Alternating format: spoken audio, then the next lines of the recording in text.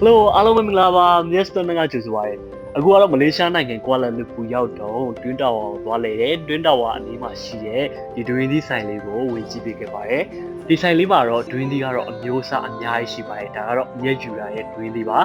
1kg ကို65 ringgit ပေးရတယ်ကိုယူရာနဲ့အလုံးကိုကီလိုချိန်ရရဲ့ချိန်ပြီးဆိုရင်သူကခွဲပေးပါတယ်မကောင်းဘူးဆိုရင်နောက်ထပ်အသစ်တစ်လုံးပြန်လဲပေးတယ်ကောင်းတဲ့ဆိုရင်ကြားသွင်းမှုကိုသွားပြီးတော့ကောင်းတာမှာသွားရှင်းရပါတယ်မြက်ရဲ့အလုံးကတော့2kg လေးပါလောက်ရှိပါတယ်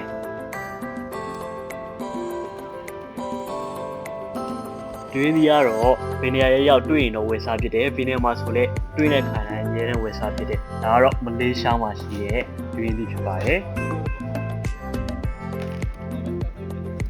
ကဲကူကတော့တွင်းဒီကိုတေချာကလေးခွဲပြီးသွားပြီးခဲကလည်းအသားကောင်းနေဆိုပြီးတော့သွားပေးလိုက်ပါပြီဒါကတော့မလေးရှားကွာလာလမ်ပူရဲ့တွင်းဒီဖြစ်ပါတယ်အားလုံးပဲစားကြပါဦး